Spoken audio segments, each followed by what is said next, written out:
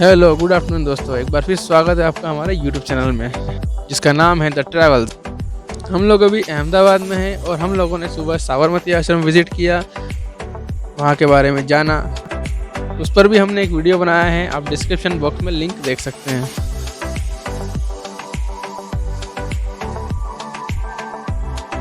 और अभी दोपहर के 1 बज रहे हैं और हम लोग जा रहे हैं अडालज स्टेपवेल में, जो लगभग 400 साल पुराना एक हिस्टोरिकल प्लेस है। बावड़ी अहमदाबाद से 19 किलोमीटर उत्तर में स्थित है।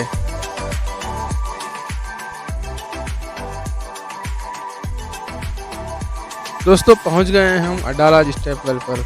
यहाँ पर एंट्री टिकट लेना होता है जो कि 25 रुपये पर पर्सन है।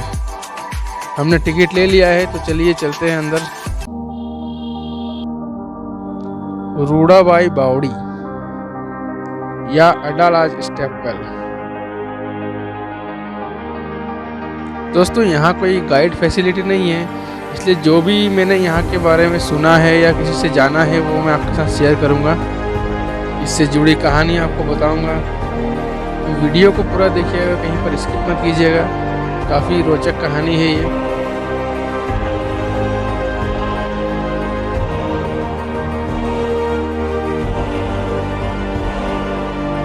बावड़ी या सीढ़ीदार तालाब आमतौर पर देश के आधे सूखे क्षेत्रों में या विशेष रूप से व्यापार मार्गों के साथ बनाए जाते थे।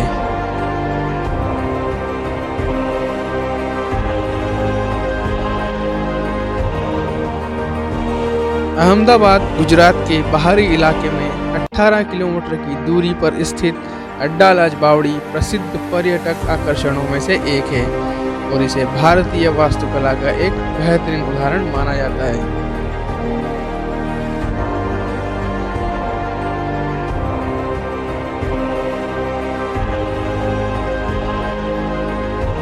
अडालज बावड़ी, जिसे रूदाबाई बावड़ी के नाम से भी जाना जाता है, गुजरात के अडालज गांव में स्थित एक बावड़ी है। इसे राणा वीर सिंह की याद में उनकी पत्नी रानी रूदाबाई ने वर्ष 1498 से 1499 के बीच बनवाया था। इस पौराणिक बावड़ी के बनने के पीछे की कहानी इसकी वास्तुकला जितनी ही आकर्षक है।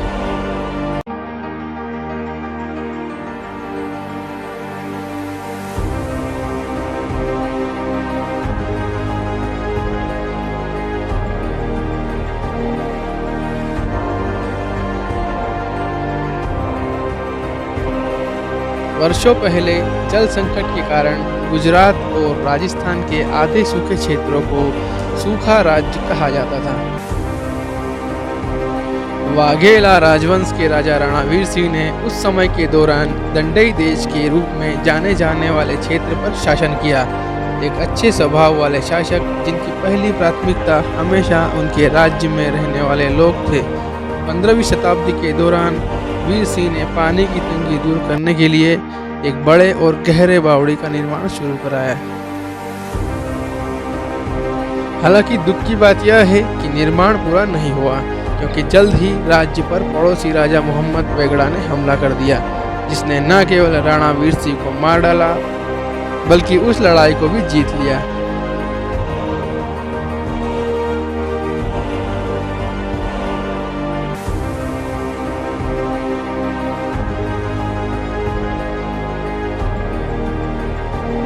अब बात करते हैं रानी रूदाबाई की। भारतीय रानियां न केवल अपनी आश्चर्यजनक सुंदरता के लिए जानी जाती थी, बल्कि वे अपने अविश्वसनीय शौर्य के लिए भी प्रसिद्ध थी। रूदाबाई या रुकबा राणा वीर सिंह की पत्नी अपने नाम की तरह ही, जिसका अर्थ है शक्तिशाली और सुंदर, बेहद खूबसूरत थी और अपनी पवित्रता के लिए प्रसिद्ध थी।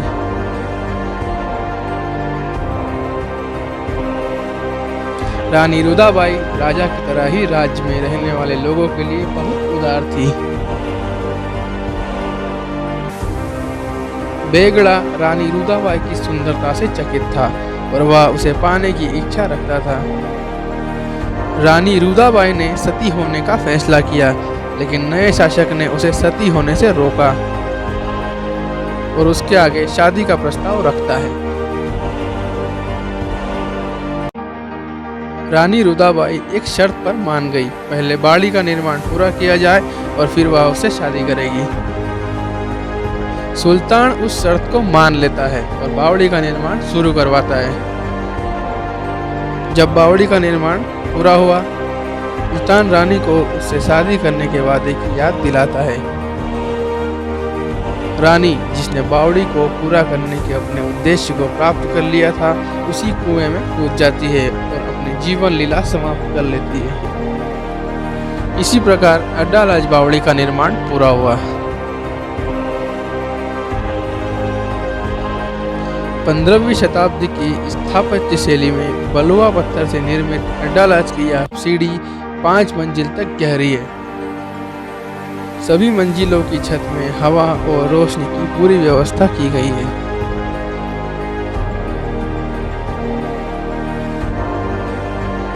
तो दोस्तों, यह कहानी थी भारत के हिस्टोरिकल प्लेसेस में से एक अड्डालाज स्टेपवेल की। जो भी जानकारी मैं यहाँ आसपास के स्थानीय लोगों द्वारा जुटा पाया, वो मैंने आपके साथ शेयर किया है।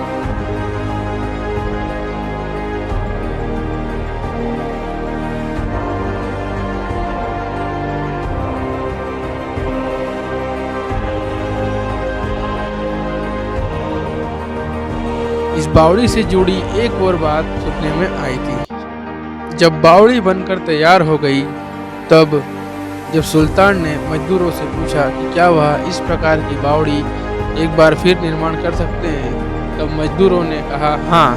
तो सुल्तान ने उन सभी मजदूरों को मौत की सज़ा देकर वहीं दफना दिया था, ताकि वह इस प्रकार की बावड़ी और कहीं भी निर्माण नहीं कर सके।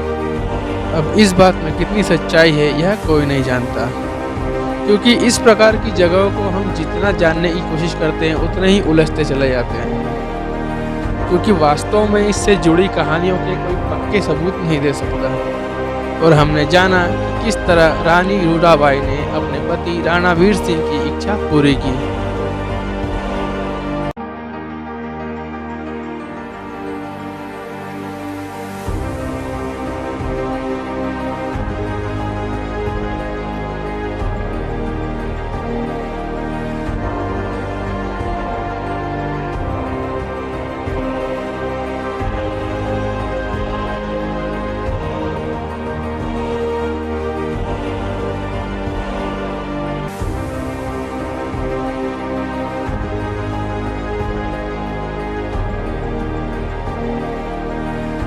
तो दोस्तों, यह है अड्डालाज स्टेपवेल। हमने अभी अड्डालाज स्टेपवेल घूमा और उसके बारे में कुछ बातें जानी। तो हमें भी जितना जानने को मिला उतना हमने जाना और शेयर किया आपसे।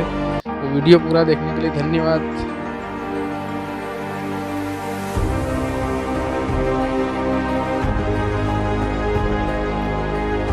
दोस्तों, अब हम जाएंगे गांधीनगर के इंड्रोडा जू पार्क में, जो कि भारत का जुरासिक वर्ल्ड भी कहा जाता है। तो मिलते हैं दोस्तों अब इंडिया के जुरासिक पार्क में। तो हमारे साथ जुड़े रहने के लिए धन्यवाद दोस्तों।